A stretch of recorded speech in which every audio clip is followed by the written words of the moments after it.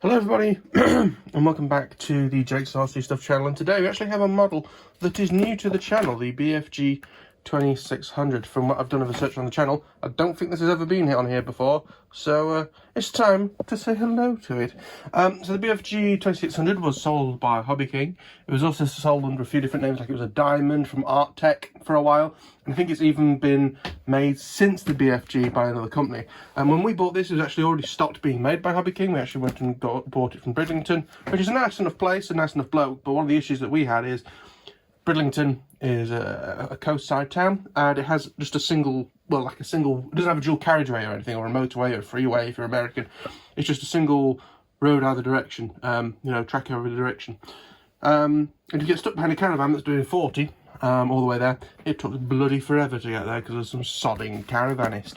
But anyway, when we first built this, we built it actually with a long range in mind. So it had an FY41, it had a high power video transmitter and all this other good bits, and it didn't fly that nice. It felt heavy under power, and you certainly couldn't glide it. And part of our sort of idea was more of a get it up reasonably high and glide it back down, or glide it most of the way, more than powering it there and back. If you wanted to do that, I had a mini Talon or whatever to compensate for that.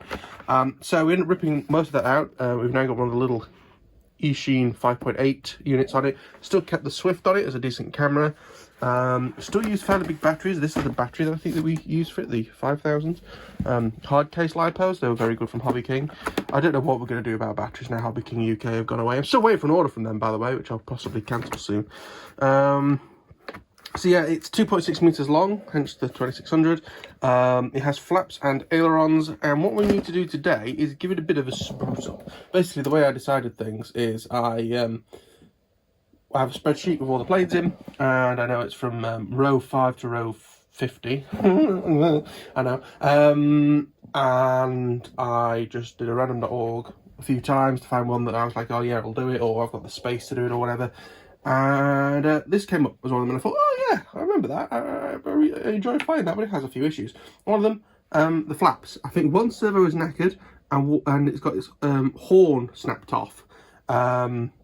So that needs sorting out and replacing. It also needs me to make a bit more sense of the wires that connect the wings. So they're just, I don't know if that's both ailerons and both flaps, or one wing or one other wing. I have a solution on how we're going to sort that out. Yes, and also I need to move over to the new radio. I believe this is on the Field Force 10, so moving it over will be a bit more of a pain in the arse, but we will do it. So I think the first thing that we need to do is actually get the wings up on the desk. They're kind of stuck, sort of see them there. I'm going to get them on the desk, and I'm going to plug them into a servo tester and see what's going on with all the servos and the wings, and then we'll know what we need to do. So bear with me a moment.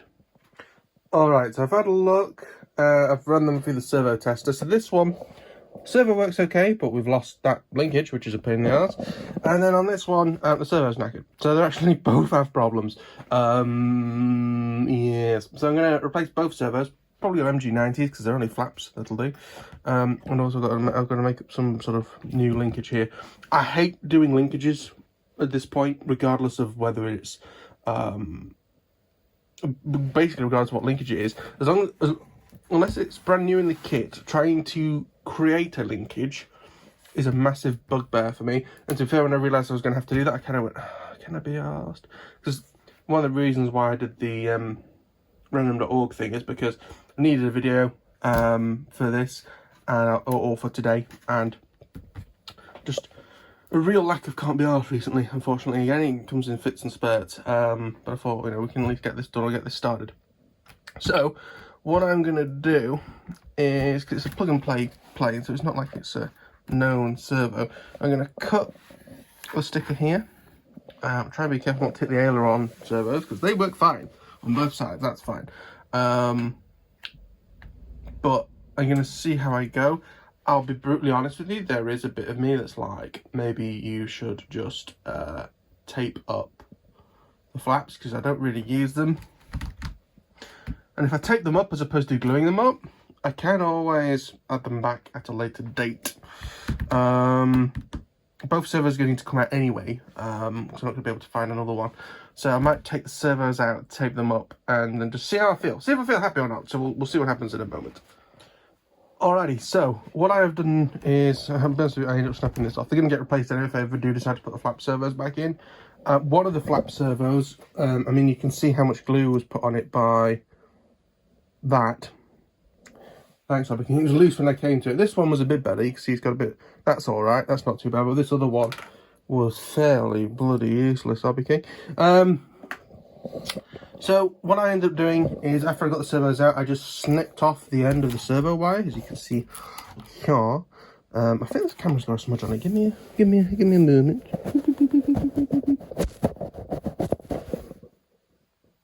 Possibly a bit better. So I snipped them off, because one thing, it's good to have these sort of long servo leads for putting like video transmitters and stuff in wings.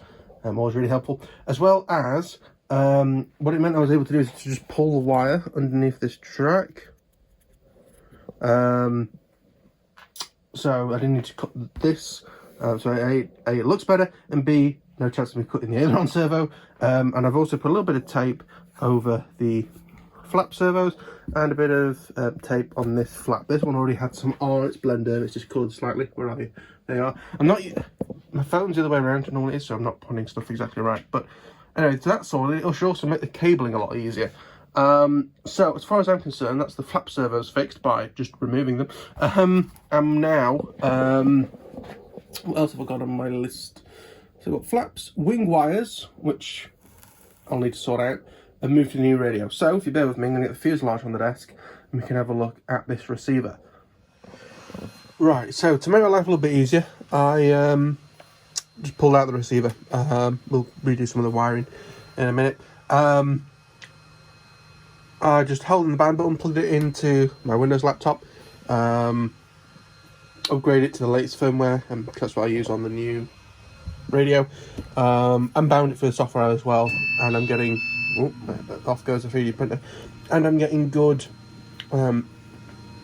RSSI info, so everything's all great and good. So basically now I've got to wire everything back in again. Obviously I don't need to put in the flaps, but I do need to wire in everything else. This is interesting. I thought I'd show you this. So this is what I call a W lead. It's basically a wire lead with 3 of the female ends. And the way that it works is, one end we have the power coming in, so that's just power. This goes off to our video transmitter, so that is power and signal. This one's for the camera, so again it's power and signal. And this one is just power into the Castle Creations mech. Okay, so apologies for the slightly awkward cut there, but it's actually finished. I've wired it all back up, got everything working in the radio. Everything's put back in as it should be. Got just aileron cables now, so that's super easy to work out. I'm just going to put all these extra cables and stuff away. But then actually, yeah, it's all done. It's ready to go back in the shed. It can go back, or it can go in the Excel spreadsheet now as, I keep saying Excel, I use Google Docs, so I can use it on, you know, it's on there, it's on there, it's on there, it's on everything. Yeah, so that's now ready to go again. So yeah, hopefully you enjoyed this video. If you did, please click the like button, helps out a lot. Remember to subscribe, and I'll see you all in the next one. Bye bye.